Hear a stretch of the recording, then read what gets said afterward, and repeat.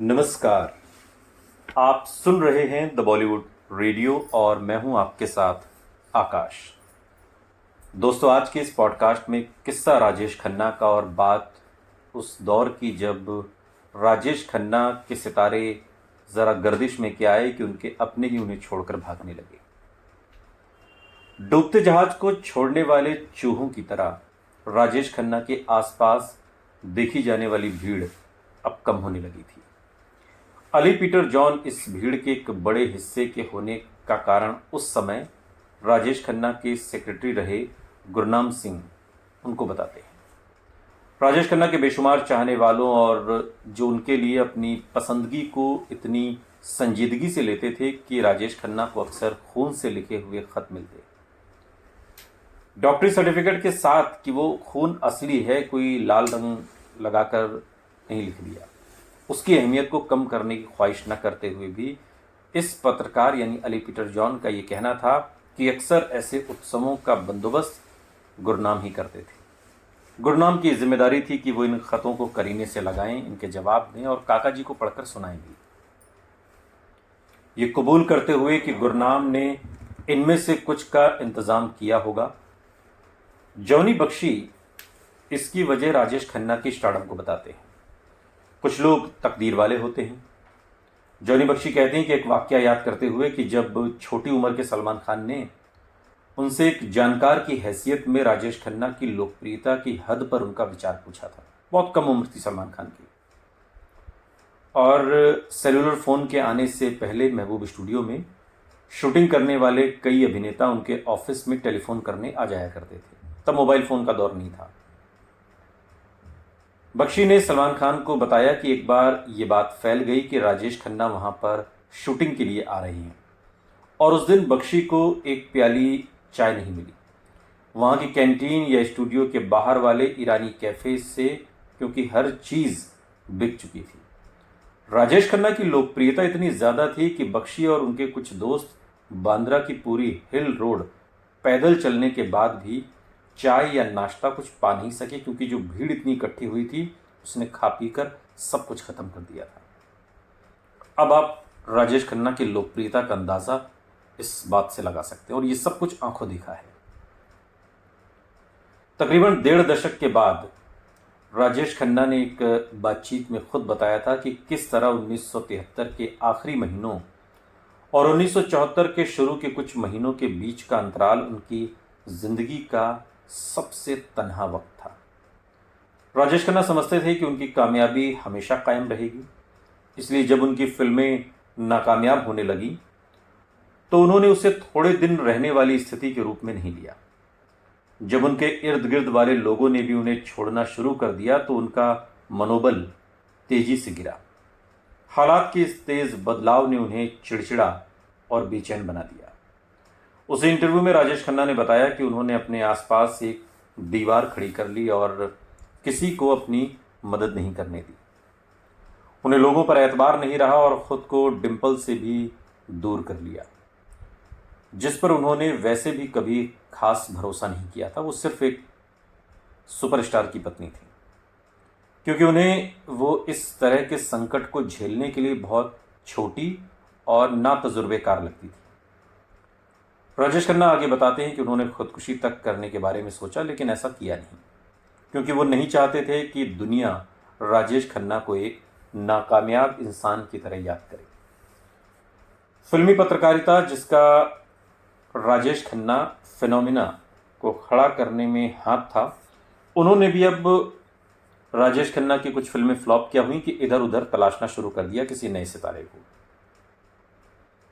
राजेश खन्ना समझते थे कि वो अभी भी सलामती के नाम के जाम के हकदार थे, जबकि फिल्म पत्रकारों ने मजाक उनकी बदलती वफादारी का अक्स थे।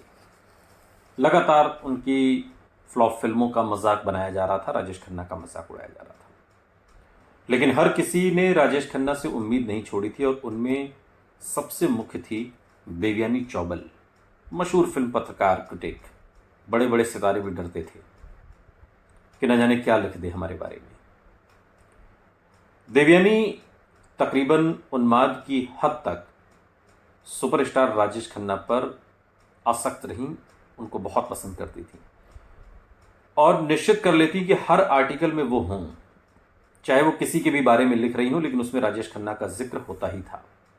और इससे भी अहम, उनके लेखों ने अमिताभ बच्चन को हर तरह से छोटा दिखाया। ये बात भी देवयानी चौबल ने की। इस दौर में सिर्फ देवयानी चौबल और राजेश खन्ना के स्टाफ ने ही राजेश खन्ना को नहीं बनाए रखा। अभी भी जे ओम प्रकाश और शक्ति सामंत जैसे कुछ निर्माता थे जो राजेश खन्ना से आगे अभी भी नहीं देख पाते थे और मानते रहे कि जल्दी ही वो पुराना जादू फिर से राजेश खन्ना रचेंगे। कई सालों से निर्माता रह चुके जे ओम प्रकाश ने निर्देशन करने का फैसला किया और मलयालम फिल्म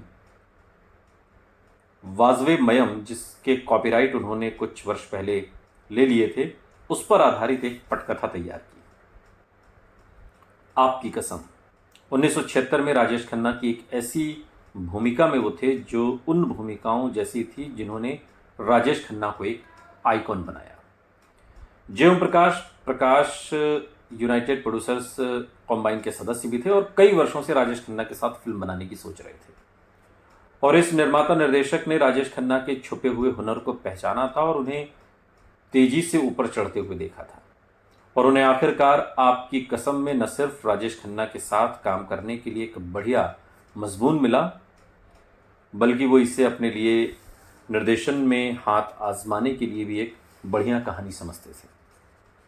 राजेश खन्ना ने जे ओम प्रकाश के सामने कबूला कि हालांकि वो ज़ाती तौर पर उस किरदार के साथ सहमत नहीं थे और उसे फिल्म का खलनायक समझते थे, जो किरदार आपकी कसम में राजेश खन्ना का था।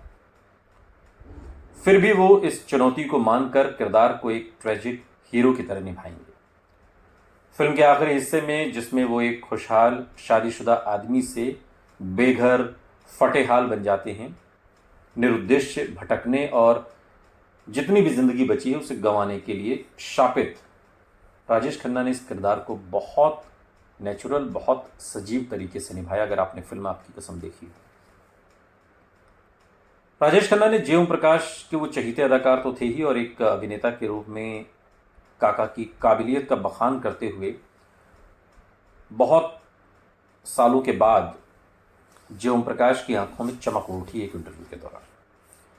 किसी न किसी कारण से उनको एक सीन 7 बार फिल्माना पड़ा था और बेहद नाटकीय होने के अलावा सीन बहुत अच्छी तरह से आयोजित किया गया था।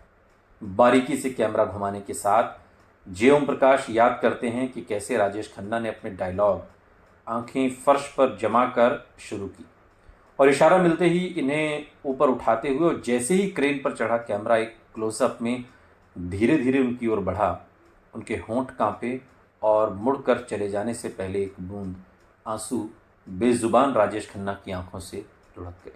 ये कमाल राजेश खन्ना ही कर सकते थे। विद इन अ सेकेंड अलग अलग मोमेंट। राजेश खन्ना ने पहली बार में ही शॉट ओके दे दिया, लेकिन डगमगाती क्रेन की वजह से जे ओम प्रकाश को दोबारा शॉट लेना पड़ा। उन्होंने राजेश खन्ना को एक रीटेक के लिए कहा और राजेश खन्ना खुशी खुशी मान गए। 6 बार राजेश खन्ना को छोड़कर किसी न किसी चीज़ ने शॉट को बिगाड़ दिया, लेकिन उन्होंने हर एक शॉट उसी जोश से दिया। और इस शूटिंग के 40 साल के बाद जे ओम प्रकाश ने जब एक इंटरव्यू दिया तो वो इस सहजता को भुला नहीं पाए, जिसके साथ राजेश खन्ना ने 7 बार भावनाओं को समान रूप से बनाए रखा, यानी कि जैसा उन्होंने पहले किया वैसे ही 7वें टेक में। उनका निर्देशन करने के लिए कैमरे के पीछे होना एक खुशगवार बात थी। 7 बार वो उसी जगह वापस चले जाते और डायलॉग, भावनाएं और आंसू भी उसी तरह अदा करते। जे ओम प्रकाश ने राजेश खन्ना को उन चंद अभिनेताओं में से पाया जो अपने सह अभिनेताओं को उनकी जगह देते हैं, और जहां तक हुनर की बात है वो तो भाई उन्हें वरदान में मिला था। ये बात सालों बाद एक इंटरव्यू में जे ओम प्रकाश कहते हैं। आपकी कसम फिल्म राजेश खन्ना के पतन से पहले उनकी सबसे कामयाब फिल्मों में से एक थी, और ये निर्देशक उनकी नाकामयाबी के लिए किस्मत को जिम्मेदार ठहराते हैं। इस फिल्म में लता मंगेशकर और किशोर कुमार के 4 खूबसूरत गाने, करवटें बदलते रहे सारी रात हम, या जय जय शिव शंकर, ना कांटा लागेगा ना कंकर, ये तो बहुत मशहूर गाना है, या फिर सुनो कहो कहा सुना या पास नहीं आना, जो राजेश खन्ना के सदाबहार नगमों में शामिल हो गए। गीतकार आनंद बख्शी के बेटे राकेश आनंद बख्शी बाद के दिनों में एक इंटरव्यू के दौरान याद करते हुए कहते हैं कि जी ओम प्रकाश ने उनसे कहा था कि उन्हें अंत में नायक की दुर्दशा दिखाने के लिए अतिरिक्त दृश्य नहीं फिल्माने पड़े, क्योंकि आनंद बख्शी के दिल छू लेने वाली शायरी ने बड़े असरदार ढंग से वो सारी बातें कह दी। और पीछे मुड़कर देखें तो बहुत अजीब लगता है कि किस तरह आनंद बख्शी के शब्द जिंदगी के सफ़र में गुजर जाते हैं जो मकाम वो फिर नहीं आते। सिर्फ हीरो की ही नहीं बल्कि राजेश खन्ना की ज़िंदगी का भी पहले से ही बयान कर देते हैं। जिस तरह अमिताभ बच्चन ने उनके पैरों तले से कालीन खींची थी सुपरस्टारडम की, वो इन शब्दों में उकोरा गया। आदमी ठीक से देख पाता नहीं और पर्दे पर मंजर बदल जाता है, ये उनकी असुरक्षा इससे समझी जा सकती है। या फिर दोस्तों शक दोस्ती का दुश्मन है, अपने दिल में इसे घर बनाने ना दो, ये सब उसी गाने की पंक्तियां हैं। और हर एक पंक्ति यूँ लगता है जैसे राजेश खन्ना को ही ध्यान में रखकर लिखी गई है। और फिर ये पंक्ति की रोक लो, रूठ कर उनको जाने ना दो, बाद में प्यार के चाहे भेजो हजारों सलाम।